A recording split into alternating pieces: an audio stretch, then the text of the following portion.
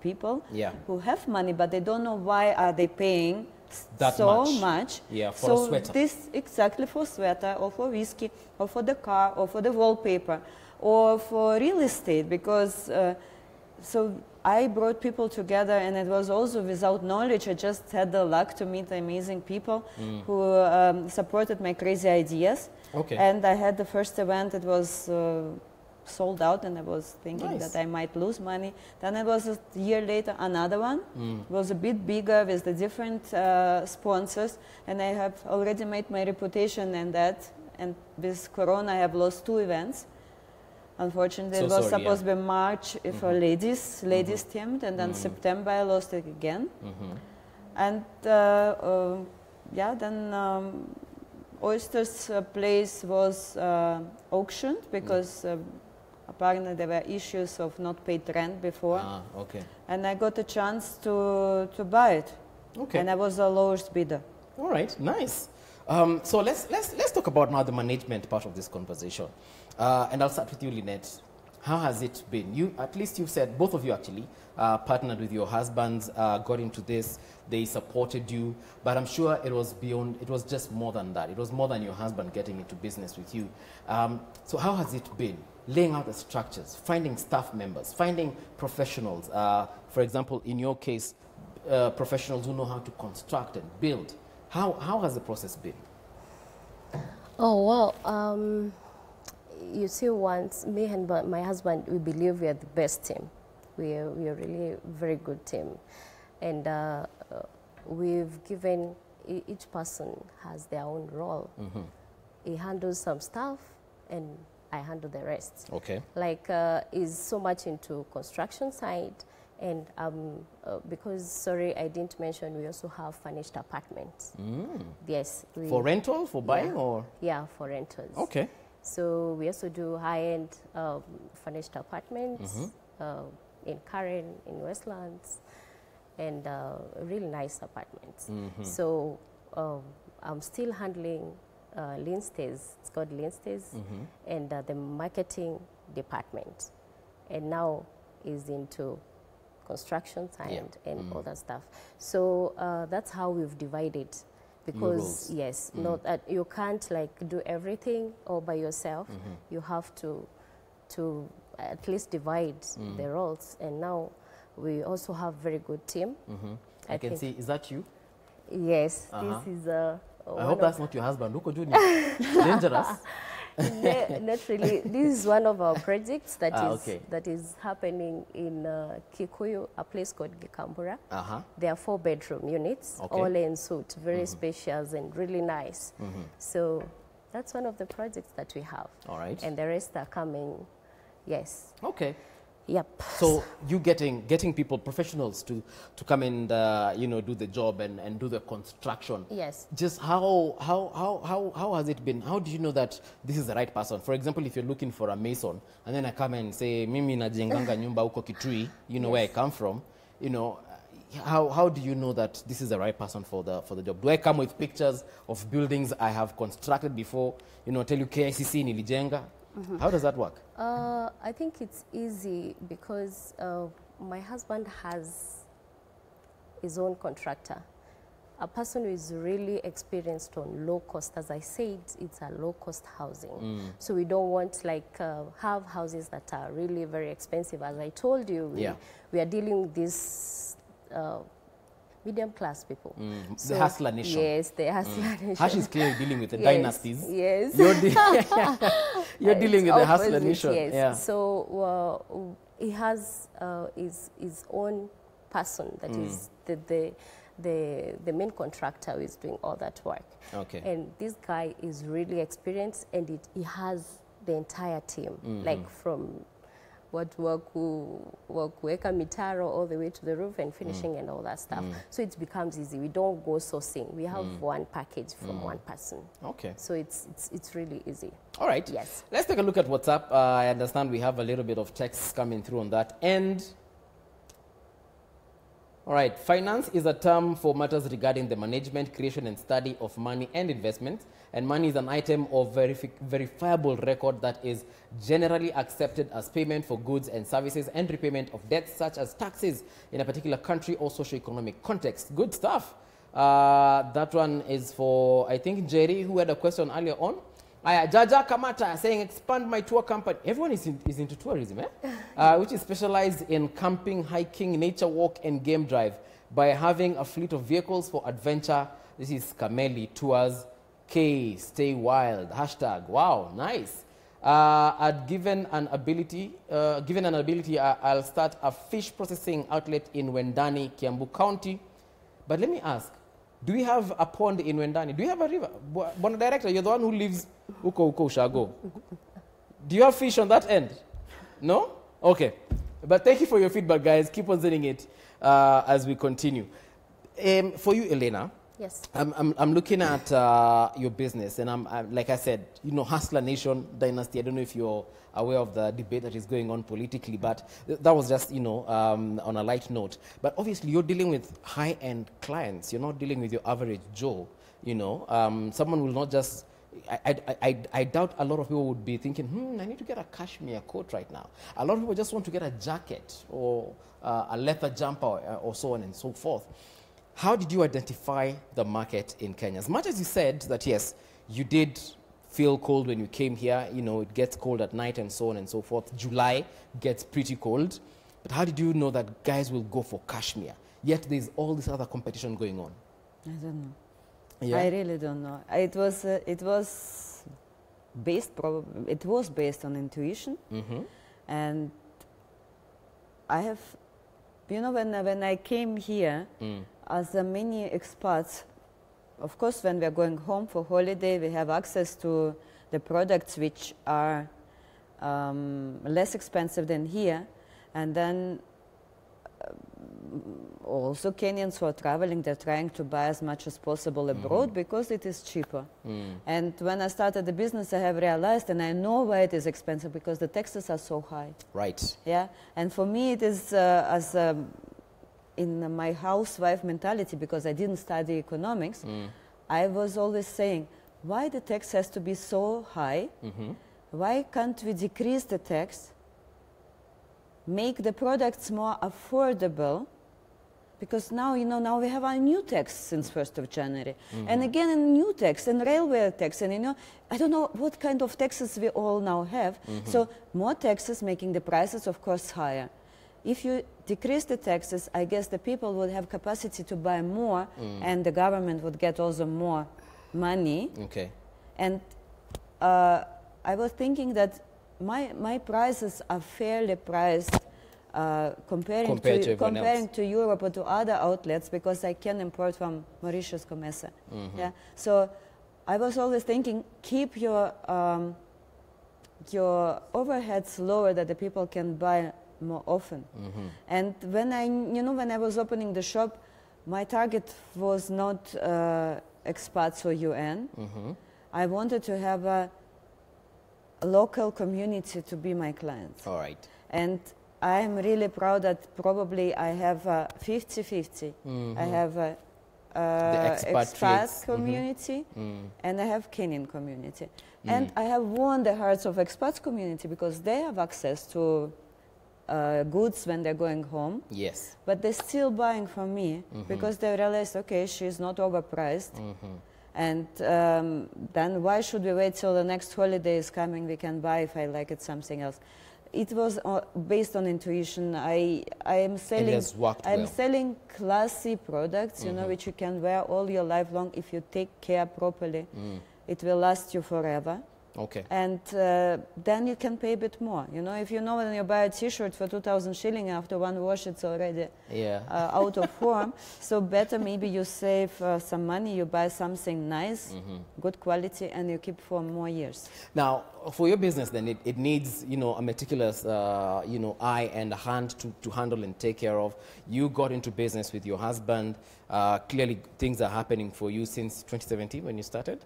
So what does it take to manage such a business? You have to constantly know and keep with the trends and know which material is the best and when it's coming in, and you know, the kind, like you mentioned, you're getting all these yarns from abroad. What does it take to handle such a business? My husband helped me with my businesses to make my shop, to renovate the bar, but the business I have founded on my savings. So it is my business, and learning by doing. Well, I've been running the office of my husband. Yeah.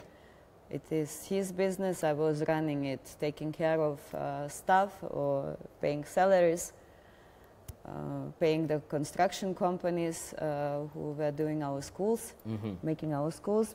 But so I was kind of prepared for my own business and kind of administration. And my husband is German, so I learned German way of working. He wasn't happy of how I used to work, but I think over the years I've learned, and my accountant said that my documents are prepared on the nice way, everything is, yes, thank you, husband, for this.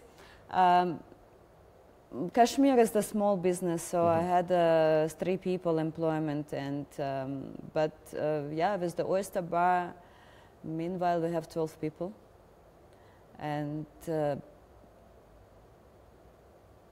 you was asking how to handle the stuff in 20 or during Corona 21. Yeah, that must have been a hard period, especially. It was hard, and you know, my house staff, for example, was always well paid, and I find it is important to give people the salary they desire, and you know, for the quality of work. If you want to have to keep your staff, you have to pay them well.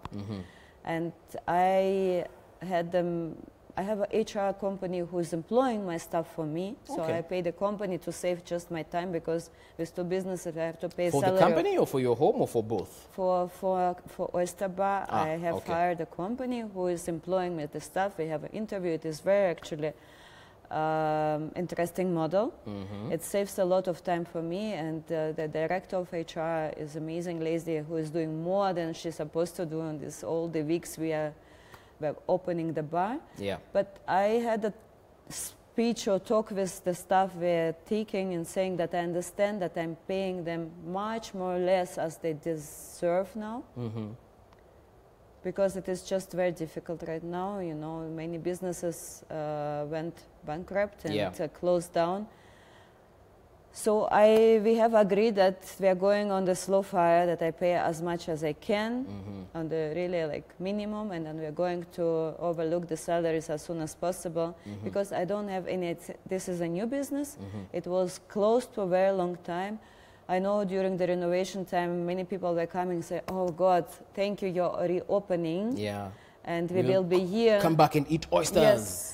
So I'm looking forward to see more and more people coming, but it will take a while. Yeah. So you're prepared for the difficulties that are coming ahead in terms of... Yes, and then I had a lot of expenses, because, you know, I was just having the pile of invoices. So which one of it I take first to pay? You know, tossing the cards, and, you know, because I have to pay them all, but so I don't know who to pay for. Exactly. So there's no way. I have to do this on...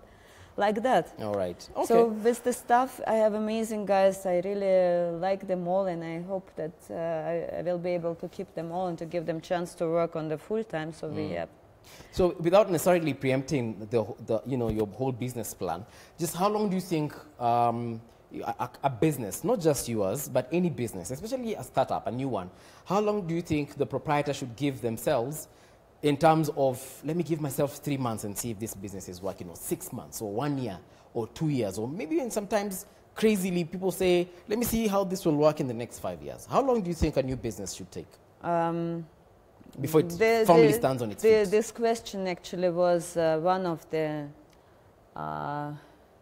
again and again fights at home, because of my husband saying, so you need to see how is your Kashmir business going. How long do you give yourself? So first we were saying 2 to 3 years. 2 years we had. It was just, you know, covering the cost, because I say it takes a lot of education. Yeah. Right. And I have built amazing pool of clients. And my third year started very nice. January is a hot month. Not many people need cashmere during the day. But I had January and February 2020 was going up. I was invited for a few interviews on TV stations. We had a few publications in the newspaper. And then events supposed to give a bit because I've been showcasing my products during my events.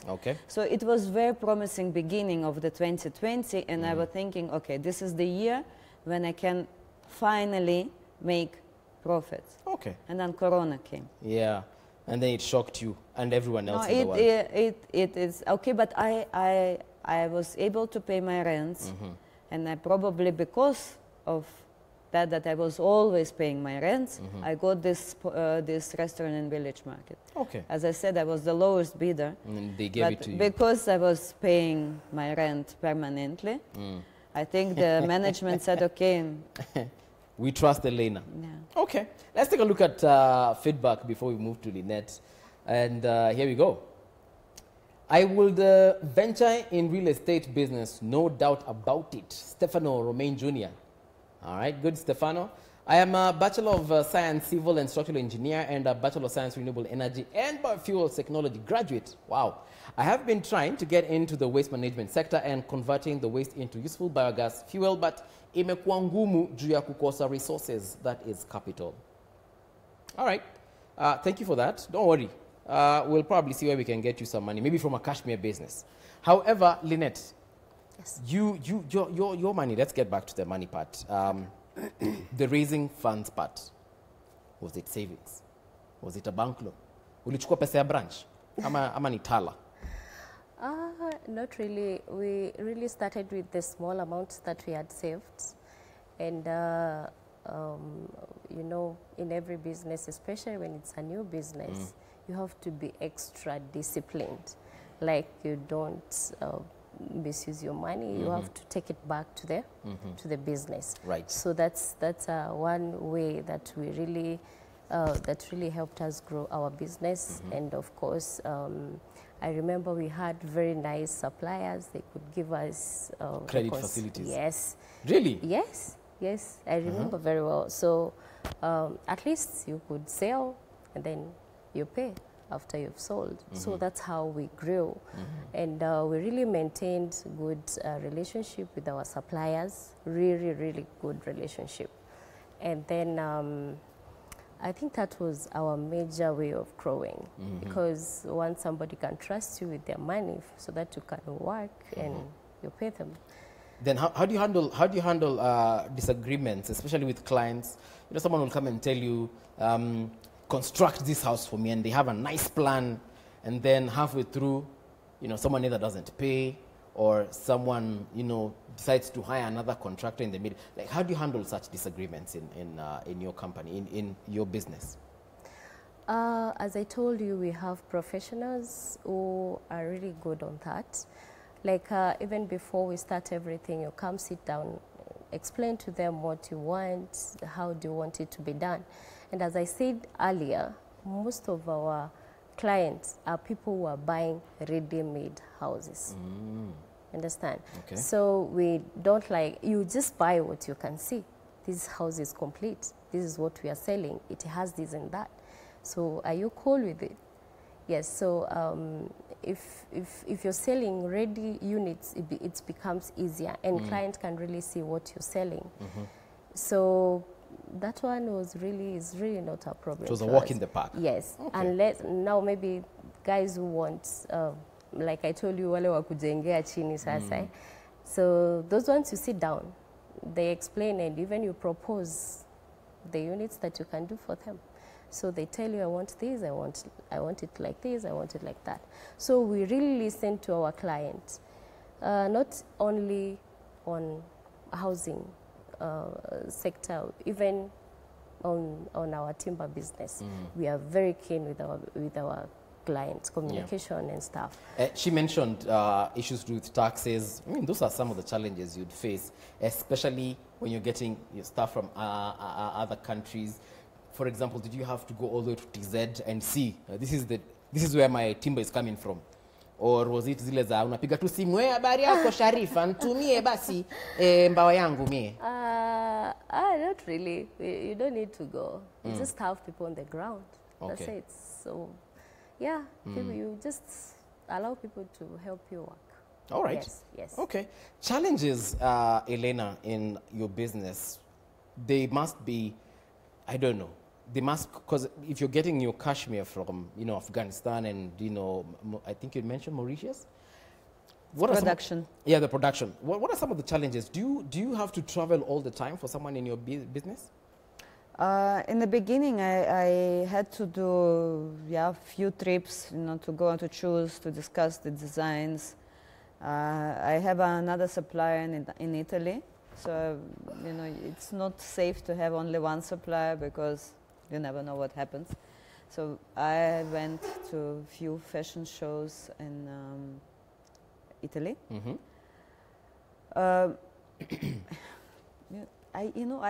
Maybe I was somehow lucky. Maybe I had an angel who was protecting me. Probably. I didn't have that many issues. You know, doing my first because when we came to Kenya, I was working for the government project, so we had our working permits done by the ministry. It was paid by the ministry, so it was okay. When I started my business, I had to make myself investor permit.